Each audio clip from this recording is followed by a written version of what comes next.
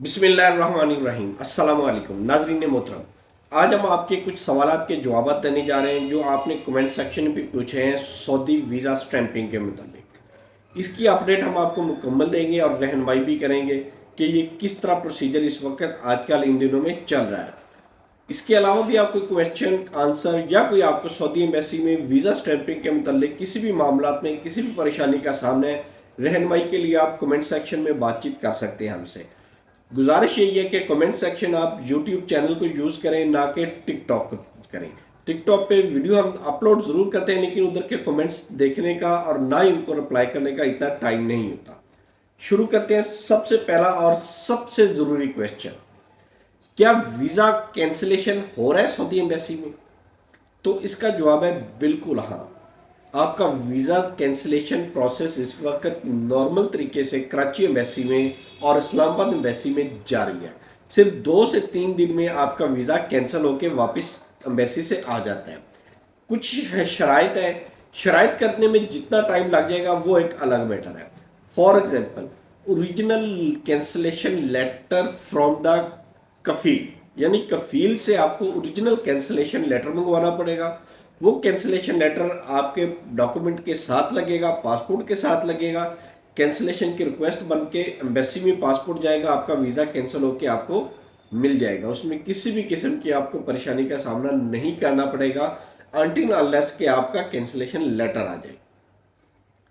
Next question है, इस्लामाबाद में driving licence के बगैर वीज़ा लग जाता है?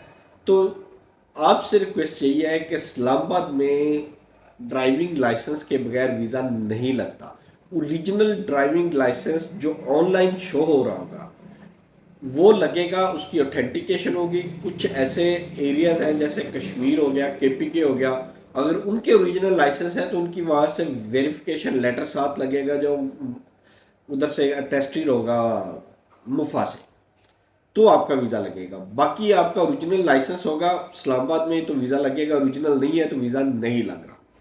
थर्ड आ जाता है, अक्द अमल का खांचा चल रहा है?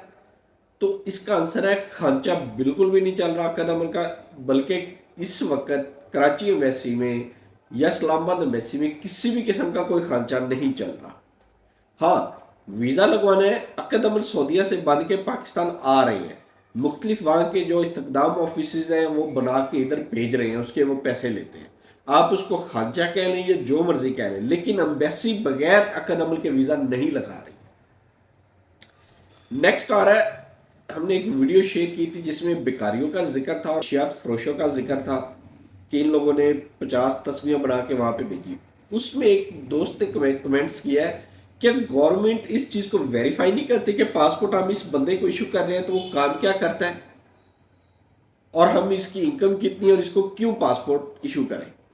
तो कहना ये चाहूँगा कि एनआईसी किसी भी पाकिस्तानी का और किसी भी पाकिस्तानी का पासपोर्ट ये उसका बेसिक राइट है, अनलेस अनलेस कि वो मुल्क के साथ गद्दारी ना करे। उसके अलावा, गद्दारी के अलावा किसी भी पाकिस्तानी को ये दोनों चीजें किसी भी वक्त वो अप्लाई करे उसको जारी कर दी जाती है, एक पासपोर्ट, दूसरा एनआईसी। लिहाजा पासपोर्ट बनवाने के लिए शर्त बिल्कुल नहीं है कि उसकी रिक्वायरमेंट चेक की जाए, वो उसका बुनियादी हक है और बुनियादी हक से कोई भी नहीं रोक सकता। जिस तरह शनाख्ती कार्ड बुनियादी हक है वो उसको मिलता है, इसी तरह पासपोर्ट भी उस बंदे का बुनियादी हक है।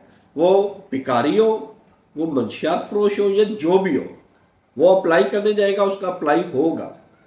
हाँ, उसके अलावा जैसे एग्जिट कंट्रोल लिस्ट के ऊपर कंट्रोल है, मंशियात फरोशों को उधर से रोका जा सकता है, गदागरों को एयरपोर्ट पे रोका जा सकता है, उनकी वहां पे चेकिंग की जा सकती है, मंशियात फरोशों की चेकिंग की जा सकती है।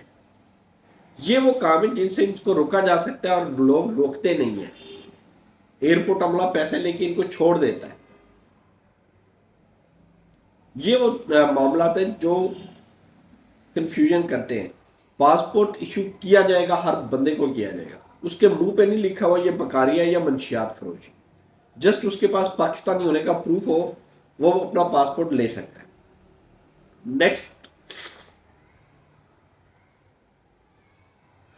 एसजीपीटी लेवल मेरा 218 है, मुझे क्या करना चाहिए? आपसे रिक्वेस्ट ये है कि ये एक्स्ट्रा ऑर्डनरी ज्यादा है, آپ ٹائم ویسٹ نہ کریں, کسی ڈاکٹر سے کنسلٹ کریں اور اس کے مطابق اپنی میڈیسن یوز کریں.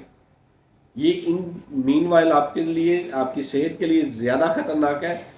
یوٹیوب چینل اور ایسے پلیٹ فارم ان چیزوں کے لیے نہیں ہے کہ اس کو ہم آپ کو یہ ڈسکس کریں کہ S G P T level آپ کا اتنا ہائی ہے تو اس کو آپ کم کیسے کریں گے. اس کے بعد آ جاتا ہے ریجیکشن سٹیٹس ایٹ موفا. اگر سعودی ایمبیسی سے ویزا ریجیکٹ ہو گیا فار ایگزامپل عقد عمل کی وجہ سے یا کسی ڈاکومنٹس کی کمی کی وجہ سے, تو کیا موفا کے اوپر اس کا سٹیٹس شو ہوتا ہے؟ جی نہیں. اگر آپ کا عقد عمل ریجیکٹ ہو گیا تو ریجیکشن کا آن لائن کوئی سٹیٹس نہیں ہے.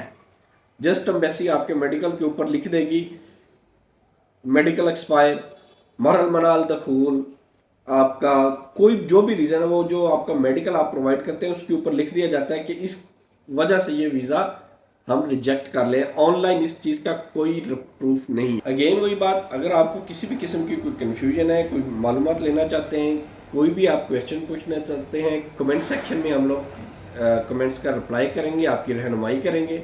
ریکویسٹ آپ سے یہی ہے کہ ہمارے چینل کو لائک کریں, سبسکرائب کریں اور زیادہ سے زیادہ شیئر کریں تاکہ مفید انفارمیشن تمام لوگوں تک پہنچتی رہے. اللہ تعالیٰ آپ کا حامی و ناصر ہو. اللہ حافظ.